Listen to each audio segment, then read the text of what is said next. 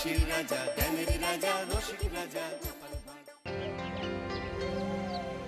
অনেকদিন কৃষ্ণচন্দ্রকে জব্দ করা হয়নি যে, মনটা তাই কেমন যেন উসকুস উসকুস করছে।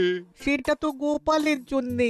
গোপালই তো মুশকিল আসান হয়ে সব সামলে দেয়। প্রতিবারে সামলে দেয় বলেই কি আর এবারে সামলাতে পারবে? না না না না না, এবার কৃষ্ণচন্দ্র জব্দ হবেই হবে, তবে একটু অন্যরকম ভাবে। আপনার কথাটা তো কেমন অন্যরকম শোনাচ্ছে জাহাপানা। তাহলে তুমি শোনাও। কি জাহাপানা? আমার কত ধনরত্ন আছে সেটা কি তোমার জানা আছে উজির? না জাহাপানা, তবে জানার আগ্রহ আছে বিস্তর।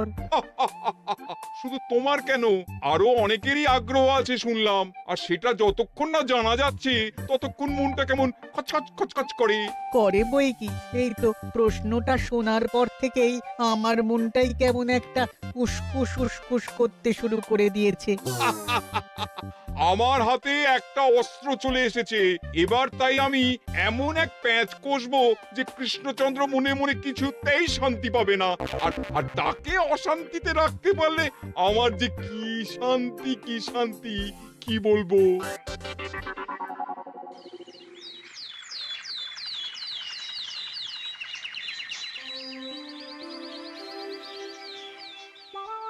কি যে বলি, মানে এমন আমন্ত্রণ পেলে তো আর না বলা যায় না। যে আমন্ত্রণ পত্র পেয়ে আপনি এত উল্লসিত, আনন্দিত, সেই আমন্ত্রণ পত্র কার মহারাজ? আমার অনুমান এই পত্র নিশ্চয়ই নবাবের। তোমার অনুমান একেবারে সঠিক রাজ্যতীষী। উমা, তাই বুঝি আপনি এত খুশি? সব দেখে শুনে আমারও তো খুব আগ্রহ জাগছে। সে তো জাগবেই, তবে আগে ভাগেই বলে না দিয়ে আমি দেখছি কার কেমন সব চিন্তা ভাবনা মাথায় আসে। খবর তো একটা আছেই মহারাজ, তবে কথাতেই আছে না, যত হাসি তত কান্না, তাই ভালোর বদলে খারাপটাই মনে আসছে যে বেশি করে। বোঝো ঠেলা, সবকিছুতেই খালি ঘেঁটে দেওয়া। সত্যি গোপাল, আজকাল যেন সবেতেই তুমি নেতিবাচক কথা বলো। এটাই তো গোপালের স্বভাব মহারাজ। সে যাই হোক, গোপালের অকর্মণ্যতা টের পেয়েই বোধ হয় নবাব শুধু আমাকে আর মন্ত্রীকে মুর্শিদাবাদে যাওয়ার নিমন্ত্রণ করেছেন। বেশ তো, ঘুরে আসুন না তবে, শুভস্য শীঘ্রম। তবে দরকার পড়লে এই ভাঙা কুলো গোপালকেই দরকারে লাগবে, কথাটা যেন খেয়াল থাকে মন্ত্রী মশাই।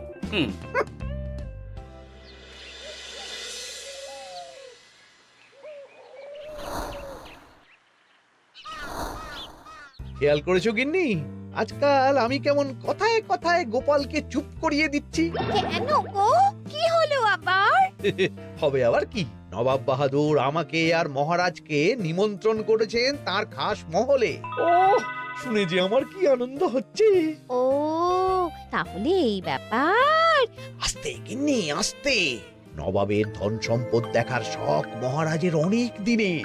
আমি শুনেছি নবাবের ওই খাস মহলের ভেতরেই নবাবের গুপ্ত কক্ষ আছে, যেখানে নবাব হীরা জহরত এসব রাখেন। একা তো সেখানে যাওয়া যাবে না, তাই এই মহারাজকে নিয়ে তুমি মুর্শিদাবাদে যাবে? শুধু যাবো তাই নয়, নবাবের গুণকীর্তন করে তার মেজাজ এমন ভালো করব যে নবাব সেখান থেকে কিছু দান খয়রাত করে ফেলবেন আমাকে। তবে নয় তো কি, গোপাল তো খেতে পাবেই না, গন্ধও শুঁকতে পারবে না।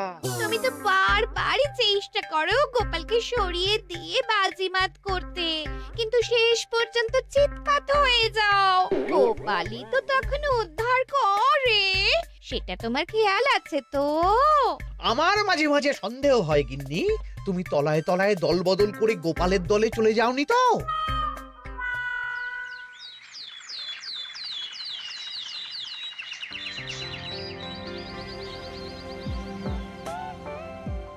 এবার বুঝলে তো দাদু, আমরা কিন্তু তোমারই দলে।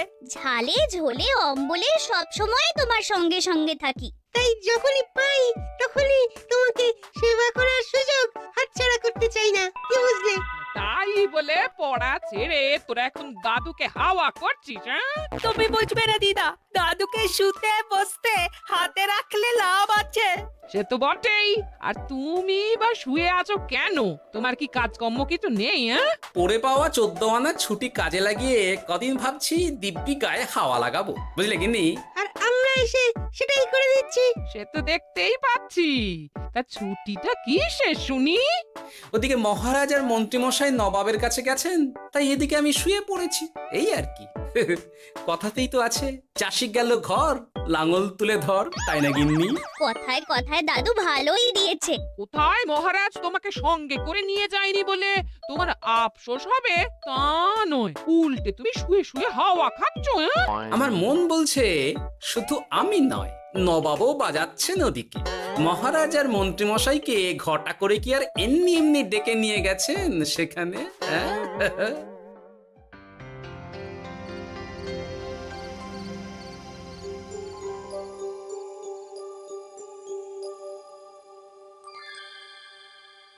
ডেকে নিয়ে এসে নবাব যে ঠিক কি করতে চাইছেন সেটাই তো বুঝতে পারছি না। অত বোঝার কি আছে মহারাজ? খাবো, শোবো আর গুপ্ত কক্ষে ঢুকে নবাবের সঞ্চয় দেখব, তাহলেই তো হবে। তাই কি আর হবে কে জানে।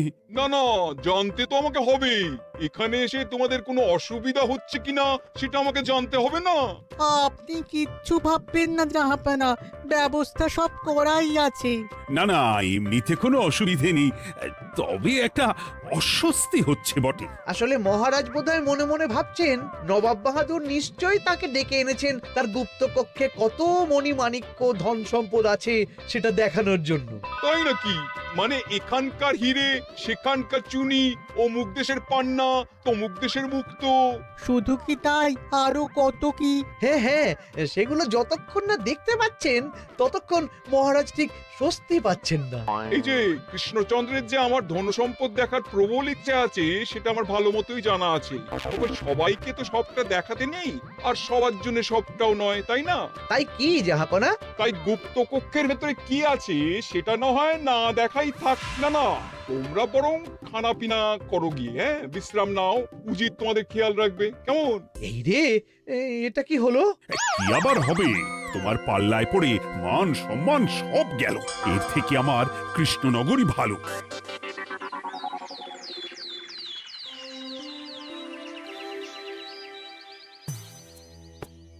মুর্শিদাবাদ থেকে ফিরে আসার পর থেকেই কেমন থমথমে মুখ করে বসে আছেন মহারাজ। ব্যাপারটা কি? খাতির যত্ন কেমন হলো মহারাজ? কোনো ত্রুটি ছিল নাকি? না না, তেমন কিছু নয়, তবে তবে যে উদ্দেশ্যে নবাবের কাছে যাওয়া সেটাই তো সফল হলো না। গুপ্ত কক্ষে ঠিক কি কি ছিল সেটাই তো জানা হলো না, তাই না মহারাজ? উদ্দেশ্যটা আসলে কার ছিল সেটা আমি এখন ঠিক বুঝতে পারছি। তোমাকে আর সাফাই দিতে হবে না। সেই বুঝবেন, তবে দেরিতে বুঝবেন। কি আর করা যাবে, ফলে যা হওয়ার তাই হবে। না না, তাই বলে নবাব যেভাবে তার গুপ্ত কক্ষে ঢুকতে না দিয়ে আমাকে অপমান করেছেন সেটা আমি মোটেই মেনে নিতে পারছি না। মহারাজের এই অপমানের শোধ তুলতে পারে একমাত্র গোপাল, আমি নিশ্চিত। ঠিক বলেছেন, গোপাল যদি দেয় কোনো চাল তাহলেই নবাব হবেন নকল। না না, এর মধ্যে গোপালের ঢোকার কোনো দরকার নেই। এটা মহারাজ আর নবাবের ব্যাপার। তুমি চুপ করো, কে কোথায় ঢুকবে সেটা আমায় দেখতে দাও। এখানে আর দেখার কি আছে মহারাজ? নবাবের মুখের ওপর তো আর কিছু বলা যাবে না। তুমি বলো গোপাল, সুযোগ পেলে তুমি নবাবকে পাল্টা শিক্ষা দিতে পারবে কিনা? সুযোগ পাওয়া যায় না মহারাজ, সুযোগ তৈরি করে নিতে হয়। তাই আমি সুযোগ তৈরিও করব আর তার সদ্ব্যবহার করব।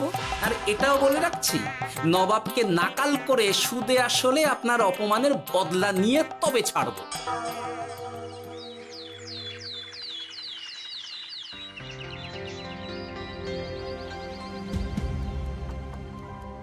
কি হলো জাহাপানা, আপনি যেমনটা চেয়েছিলেন তেমনটাই তো হলো। মহারাজ কৃষ্ণচন্দ্র মনের কথা মনেই চেপে রেখে মুখ চুন করে পালালো, তারপরেও আপনার মন ভালো নেই? না না হুজির, ঠিক জমলো না। তার উপর আবার এই বেনামি পত্র। সে কি, মহারাজ কৃষ্ণচন্দ্রকে অপমান করে তাড়িয়ে দেওয়ার পরেও জমলো না? হ্যাঁ, আর কোন পত্রের কথা বলছেন জাহাপানা? কে পাঠিয়েছে, কোথা থেকে পাঠিয়েছে কিছুই বুঝতে পারছি না। তবে দু চার কথা যা লেখা আছে এতে, তাতেই তো চোখ কপালে উঠেছে। আমার খাস মহলের ব্যবস্থাপনায় নাকি ত্রুটি আছে, অতিথি আপ্যায়নে বিস্তর গলদ। সেটা আবার 5 কান? এই না মানে এক কান হলো কি করে? কানাকানি হোক বা না হোক, জানাজানি হতে কিন্তু দেরি নেই। নাও থালা সামলাও, এদিকে গোপালও এসে হাজির। এমনি এমনি কি আর এসেছি জাহাপনা? আসলে মহারাজ এসে আপনার খাসমহলে ছিলেন বটে, তবে যে শয্যায় মহারাজকে শুতে দেওয়া হয়েছিল সেটা ছিল অসমান আর শক্ত। তাই আমি ছুটে এসেছি আপনার এইরকম নিম্নমানের সামগ্রী আর ব্যবস্থাপনা দেখার জন্য। এখানে আবার দেখার কি আছে? সবাই তো জানে নবাবের ধন সম্পদের কথা, এবার না হয় আমি নবাবের দৈন্য দশার কথা জানাবো সবাইকে। এইসব কি হচ্ছে কিছুই তো বুঝতে পারছি না। প্রথমে এই পত্র, তারপর গোপালের অভিযোগ এই মাত্র। না না না না, এই রকম হতেই পারে না। কি হতে পারে না জাহাপনা? আমার শয্যায় কোনো গলদ নেই, আর এটা শুধু তুমি চোখেই দেখবে না, একবার শুয়েও দেখবে। আজ রাতটা তুমি আমার খাস মহলেই কাটাবে, আর ওই শয্যাতেই শোবে। হ্যাঁ, এই রকম করবেন না জাহাপানা, গোপালকে বিশ্বাস নেই, কখন যে কি করে ফেলবে তখন দেখবেন মাথা চাপড়াতে হবে। তবে এটাও শুনে রাখো গোপাল, যে গুপ্ত কক্ষ আছে যেখানে হিরে জহরাত প্রসাধনী সামগ্রী ইত্যাদি প্রভৃতি রাখা আছে, তার দরজা কিন্তু কোনো মতেই খুলবে না। সত্যি কথা বলতে কি, সেই গুপ্তকক্ষ দেখার স্বাদ আমারও ছিল বটে, তবে কি আর করা যাবে, নবাব যেমন বলবেন সেটাই মেনে নিতে হবে। তবে মনটা আনচান করবে, এই আর কি। যাক, গোপালের মনের মধ্যেও অস্বস্তি ঢুকিয়ে দেয়া গেছে তাহলে। বাবা, ছুঁচ হয়ে ঢোকার সুযোগ পেয়েছি, এবার ফাল হয়ে বেরোবো।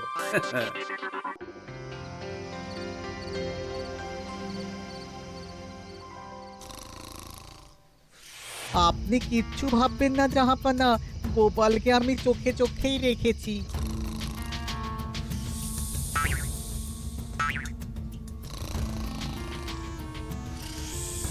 কিন্তু দেখে তো মনে হচ্ছে গোপালের শুতে কোনো অসুবিধা হচ্ছে। তা কি করে হয় জাহাপানা? অবশ্য কায়দা করে গোপালের মনে যে গুপ্ত কক্ষের ভাবনা ঢুকিয়ে দিয়েছেন, হতে পারে তার জন্যই সে আনচান করছে।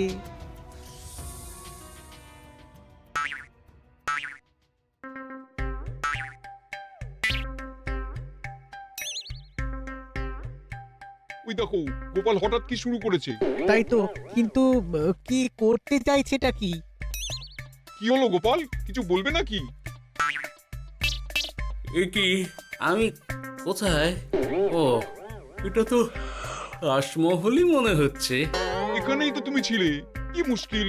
আচ্ছা, তোমার অসুবিধাটা ঠিক কোথায় হচ্ছে বলো তো? না না, শুতে তেমন কোনো অসুবিধা বোঝার আগেই তো অন্য অসুবিধে শুরু হয়ে গেল। আসলে সত্যি সত্যি তো আর গুপ্তকক্ষে ঢুকতে পারিনি, তাই স্বপ্নে ঢুকেছিলাম মনে হলো। তারপর সেখানে ঢুকেই দেখতে পেলাম বস্তা বস্তা ধনরত্ন। আমি তো সেই বস্তার ভেতরে হাত ঢুকিয়ে সেগুলোকেই দু হাত দিয়ে তুলছিলাম। এবার তো বুঝতে পেরেছো যে তুমি স্বপ্ন দেখছিলে। এবার ঠিকঠাক ঘুমো তাহলে।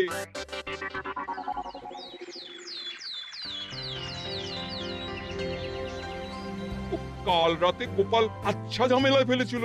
কবে ফেলে না জাহাপানা? আমাকে নিয়েই আলোচনা চলছে মনে হচ্ছে। ভুল কিছু মনে হয়নি, সে যাই হোক। এখন বলো দেখি, খাস মহলের শয্যাটা কেমন ছিল কাল রাতে? সে আর কি করে বলি জাহাপনা, স্বপ্ন দেখার চক্করে ঘুমের দিকে তেমন মন দিতে পারিনি যে। গোপাল মানেই গোলমাল, আবার বাহানা দিতে শুরু করেছে।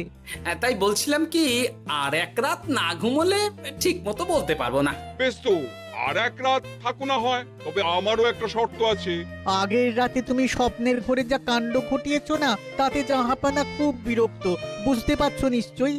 বুঝেছি তো, তবে যে কোনো শর্তেই আমি খাস মহলে শুতে রাজি।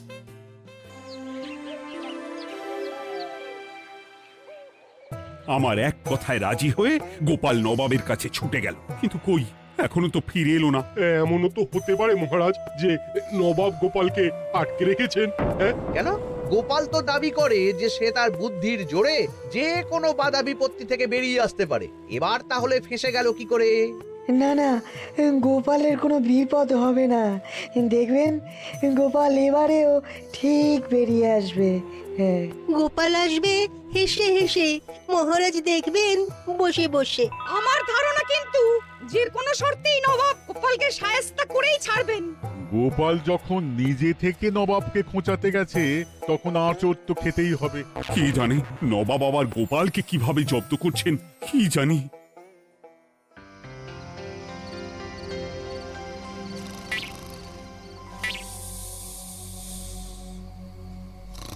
ব্যবস্থাপনায় কোনো ত্রুটি নেই জাহাপানা, তবে আজ গোপালকে না আচ্ছা জব্দ করা হয়েছে জাহাপানা। গোপালকে আজ আর বালিশ দেওয়া হয়নি। এমনটাই তো নির্দেশ দিয়েছিলাম। দেখি আজ মনে হচ্ছে গোপাল বিশেষ ট্যাপও করতে পারবে না। কিন্তু একে গোপাল যে আবার উসখুস করছে। তাই তো দেখছি। এক্ষুনি গোপালকে ঘুম থেকে ডেকে তুলে দিতে হবে, না হলে আজ আবার একটা অনিষ্ট করবে। না না, আজ আর কিছুই করতে পারবে না, বালিশই তো নেই।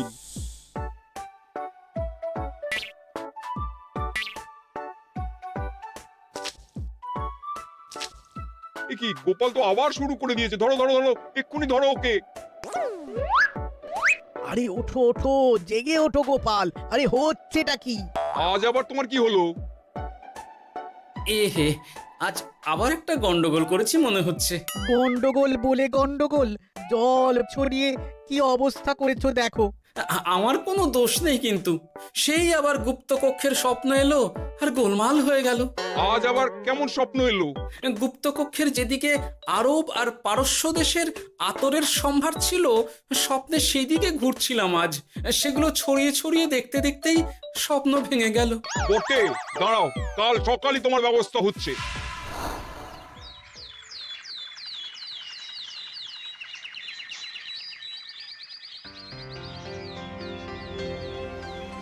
গোপালের বিদায় করার ব্যবস্থা পাকা হয়েছে তো উজির? কি যে বলেন জাহাপানা, আপনি কিছু করতে বললে আমি কি সেই কাজ ফেলে রাখি নাকি? কি ব্যবস্থা করলে শুনি? তোমার তো আবার 18 মাসে বছর। এবারে আর সেটা বলতে পারবেন না। ঘোড়ার পিঠে চেপে এতক্ষণে হয়তো গোপাল কৃষ্ণনগরে পৌঁছেও গেছে। যাক, আপদ বিদেয় হয়েছে তাহলে। সর্বনাশ হয়ে গেছে জাহাপানা। আবার কি হলো? গোপাল তো ওই খাসমহল ছেড়ে যায়নি, উল্টে কোথা থেকে একটা ওই ঢেঁড়া জোগাড় করে এনে ওই সবকিছু ঘেঁটে দেওয়ার চেষ্টা করছে। বোঝো ঠেলা, এবারে নবাবই দেখুক কি করে সামলাবে।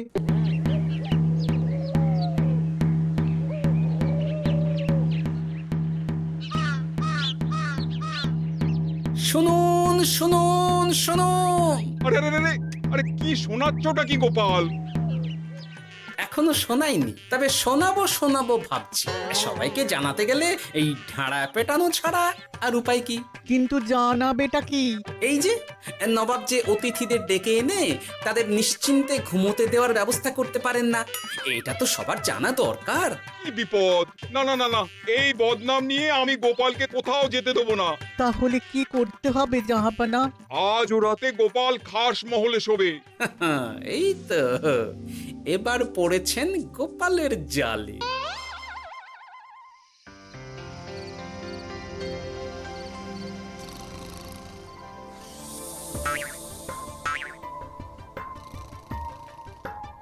আজ গোপাল নিশ্চিন্তে ঘুমোবে। স্বপ্ন অস্বস্তি হওয়ার মতন কিছুই হবে না আজ। গোপালকে ভরসা নেই জাহাপানা, কখন যে কি করে ফেলে বলা তো যায় না। না না, আমি নিশ্চিত আজ আর কিছুই হবে না।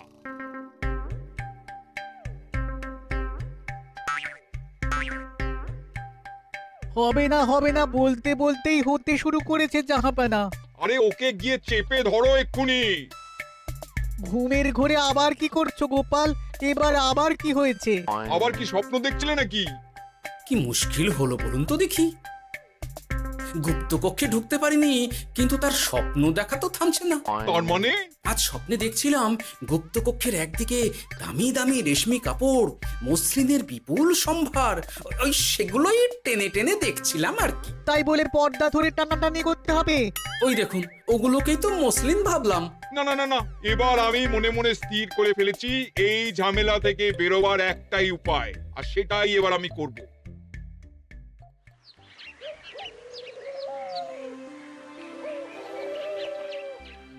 গোপালের ফিরতে কিন্তু এবার সত্যিই দেরি হচ্ছে। দেখুন, হয়তো গোপাল বেশি বাহাদুরি দেখাতে গিয়ে ফেসে গেছে। ফেঁসে নয়, এই যে কেমন হেসে হেসেই এসেছি দেখুন। এই তো গোপাল ফিরে এসেছে। শুধু ফিরেই আসেনি, তার সঙ্গে আরেকটা সুসংবাদও নিয়ে এসেছি। হ্যাঁ, সেটা আবার কি? আমার প্যাঁচে পড়ে নবাব শেষ পর্যন্ত বাধ্য হয়েছেন গুপ্তকক্ষ খুলে দিতে, সঙ্গে কিছু উপঢৌকনও দিয়েছেন। ব্যাপারটা ঠিক কেমন করে কি হলো বলো দেখি। বলছি মহারাজ, নবাব বাহাদুর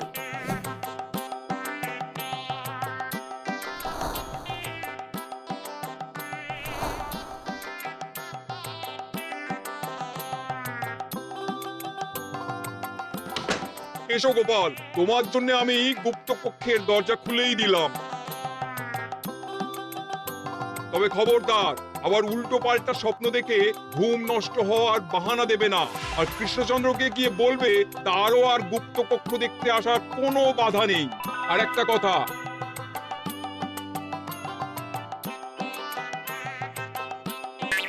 এইসব নিয়ে খুশি থাকো, তবে নবাবের খাস মহলের নিন্দে করে আবার ঢেঁড়া পিটিও না যেন। এমনিতেই সেই অভিযোগপত্র নিয়ে নবাব বাহাদুর চিন্তিত। সেই চিন্তা ঝেড়ে ফেলুন জাহাপনা, কারণ ওটা আমারই দুষ্ট বুদ্ধির ফল। অবস্থা বুঝে ওই ব্যবস্থা আমিই নিয়েছিলাম। হ্যাঁ, আগে হ্যাঁ। সাবাস গোপাল, তুমি তাহলে শেষমেশ যে কোনো উপায়ে নবাবকে মাথা নোয়াতে বাধ্য করলে।